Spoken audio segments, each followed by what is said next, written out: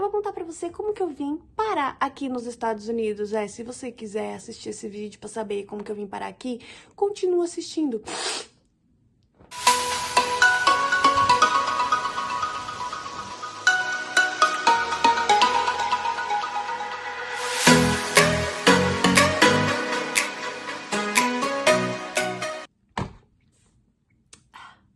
Eu vim contar pra vocês como que eu vim parar aqui nos Estados Unidos. Então eu vou falar pra você como se você fosse meu amigo, porque eu tô tentando falar sério, eu tô tentando falar uma coisa assim mais engajada, mas na realidade eu tô nervosa e já faz mais de 150 vídeos que eu tô tentando falar e não consigo falar. Então eu vou falar pra você como se você fosse meu amigo, minha amiga. Até porque a maioria de vocês que tá assistindo esse vídeo nesse exato momento já me conhece já há mais de 10 anos, 20 anos, 25 anos. Então assim, senta que lá vem a história. Eu tinha 17 anos quando conheci o meu marido, Blake. Ele morou no Brasil por 2 anos. Eu lembro que quando eu vi ele pela primeira vez, não foi nada demais. Não fede nem cheira. Nós começamos a ter uma amizade e daí eu comecei a gostar dele um pouquinho. Não vou mentir não, mas gostei. E daí eu lembro que a gente começou a conversar por e-mail, de boa, de nada. Não foi nada demais, até porque a possibilidade de eu vir pra cá era impossível. Por quê? Zona Leste de São Paulo, não tinha dinheiro, não tava trabalhando, não tava fazendo nada. Eu tava planejando pra ir pra faculdade naquela época. Pois é, o que aconteceu foi, ele voltou pra cá e a gente começou a namorar. Sim, a gente começou a namorar, ele me mandou mensagem, falou assim, I love you forever, e a gente começou a namorar. Eu lembro que eu tava tão animada que eu falei, agora eu vou fazer o meu passaporte e o visto. Gastei dinheiro, fiz meu passaporte, o meu visto, 1 mês depois, ele terminou comigo. Gente, fiquei com tanta raiva. Até hoje não supero essa parte da minha vida. Mas enfim, ele terminou comigo e a vontade de vir pra cá passou. Por quê? Porque eu fiquei com raiva dele, fiquei com ódio, fiquei com uma raivinha. Fiquei com raivinha mesmo. Então, eu comecei a ter uns relacionamentos no Brasil, comecei a viver minha vida, já tava me planejando para ir pra faculdade. Um dia minha mãe chegou em mim e falou assim, você sabia que você tem uma tia nos Estados Unidos? Eu falei assim, tia nos Estados Unidos? Quem? Então, eu lembro que na época minha mãe, ela entrou em contato com essa prima que ela tem, que ela não via há muitos anos. E a prima da minha mãe, que eu chamo de tia, porque ela é mais velha que eu, então eu chamo de tia, porque chamar de prima é um pouco meio estranho, né? Mas enfim, eu chamo de tia. A minha tia, ela convidou eu pra vir pra cá, pra ficar 6 meses com ela, pra aprender inglês e voltar pro Brasil. Sim, voltar pro Brasil. E daí, o que aconteceu? Eu não contei pra ninguém. Sim, não contei pra ninguém, até porque a possibilidade de vir pra cá já não era muito das maiores, porque minha mãe falava, tem dinheiro, não tem dinheiro, tem dinheiro, não tem dinheiro. Então eu falei, sabe de uma coisa? Deixa pra lá. Quando for, vai ser, será, né? Não é assim que fala? Quando for, vai ser, será? Mas enfim. E daí, a minha mãe, ela é pilantra. Minha mãe é pilantra. Eu lembro que na época, a minha mãe, ela simplesmente comprou minhas passagens, sem falar pro meu pai. Aí ela falou assim, filha, vem aqui que a gente tem que bater um papo. Aí eu falei assim, como assim, mãe? Ela falou assim, vem aqui que a gente tem que conversar com teu pai. Eu falei, peraí, o que aconteceu? Não foi minha culpa, foi culpa do Daniel, do meu irmão. Ela falou, calma, filha, não é nada disso que você tá pensando, não. Ela falou assim, comprei suas passagens. Sim, pera, calma.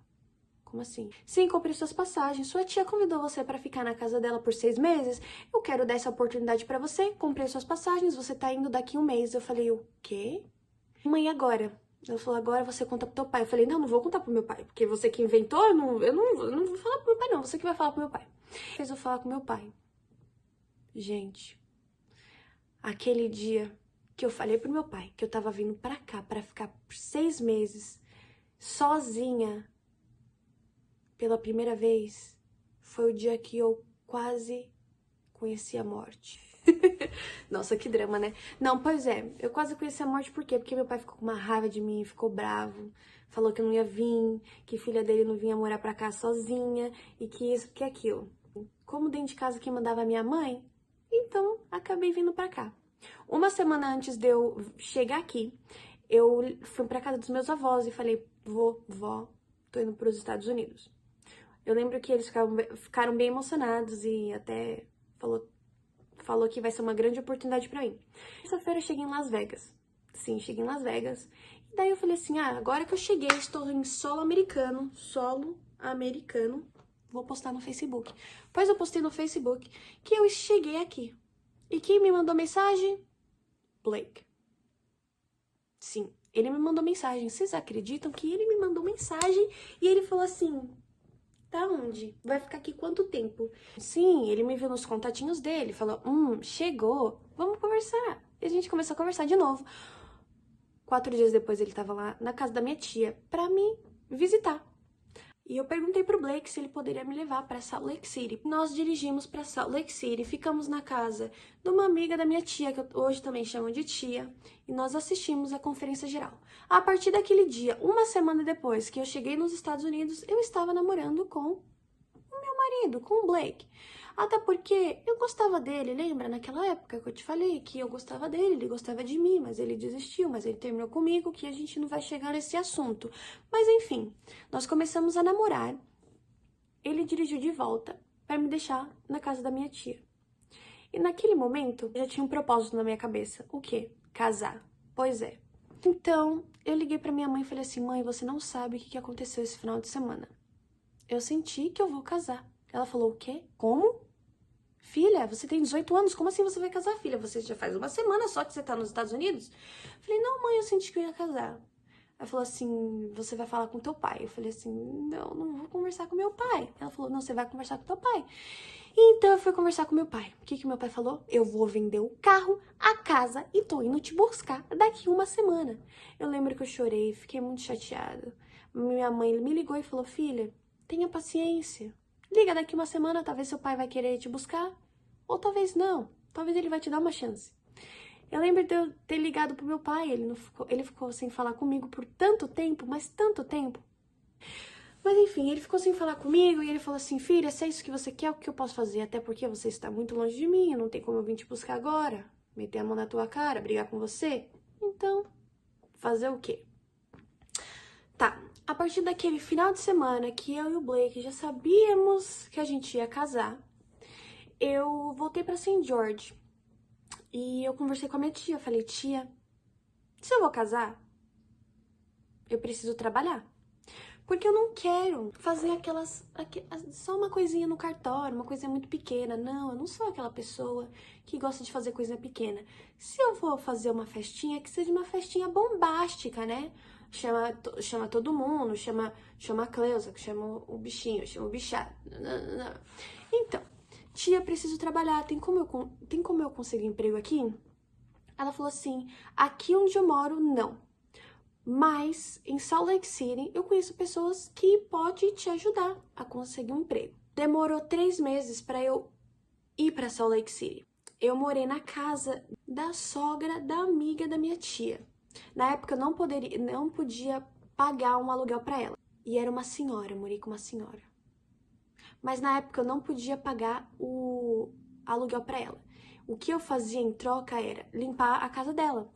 Então eu limpava a casa dela nos finais de semana e eu dormia durante a semana. Eu simplesmente dormia lá na casa dela, ficava lá, acordava, ia trabalhar, passava o dia inteiro no trabalho, voltava para casa e dormia. Essa minha rotina, morando na casa dessa senhora, durou 1 mês. Por que 1 mês? Porque a senhorinha era uma senhorinha difícil, a mulher. Então, eu decidi mudar.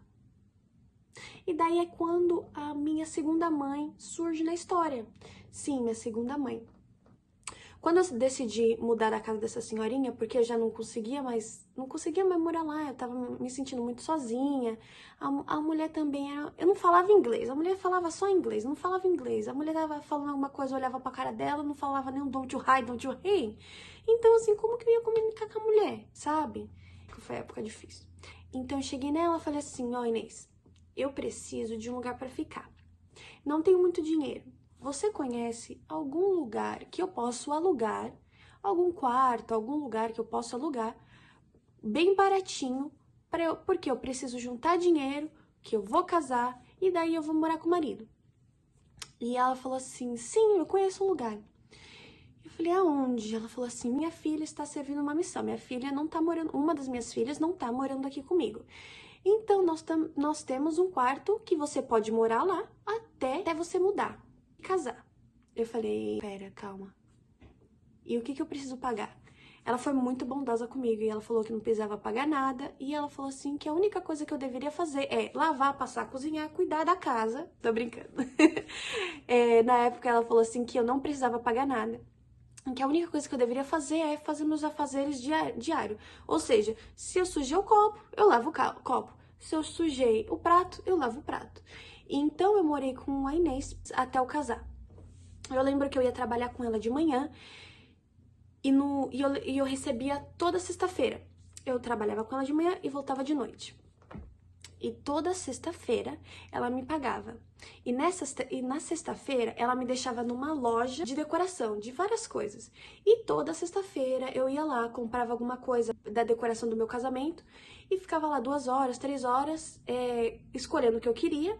A Inês vinha, me buscava e eu voltava pra casa dela e ali eu ficava arrumando, fazendo as coisas pro casamento. Eu não tinha a oportunidade de apenas ir lá e bancar uma festa e só apenas pagar para as pessoas para fazer as coisas para mim. Em dezembro chegou e eu tive o meu casamento. Eu lembro que eu cortei até o frango pro estrogonofe do casamento um dia antes do casamento, porque eu queria uma festa bombástica, mas não tinha dinheiro para bancar a festa bombástica sozinha.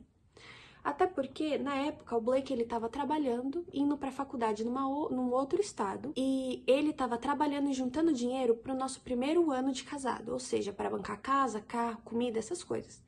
E como eu queria, a ideia minha era de ter a festa bombástica, então fui eu que inventei, então fui eu que trabalhei pra fazer a festa bombástica. E quando chegou o dia do casamento, foi uma coisa de louco. Foi um casamento top. Foi uma coisa muito simples, mas ao mesmo tempo bem aconchegante. Eu juntei todos os amigos que eu conheci em Salt Lake naquela época, em 6 meses, tipo 200, e foi uma coisa bem legal, foi uma época bem legal. Mesmo que eu cortei o frango um dia antes do casamento, eu tive tanta pessoa que me ajudou, mas tanta pessoa que me ajudou, que foi praticamente uma atividade de igreja, sabe? Cada um ajuda um pouco. Foi bem assim. Mas o melhor de tudo é que eu tive a oportunidade de ter meus pais aqui. Foi uma coisa bem emocionante, uma coisa que eu nunca vou esquecer na minha vida. Gente, eu acho que é só isso por hoje. Se vocês tiverem mais perguntas ou sugestões de vídeo, por favor, me manda lá no Instagram. Beijo!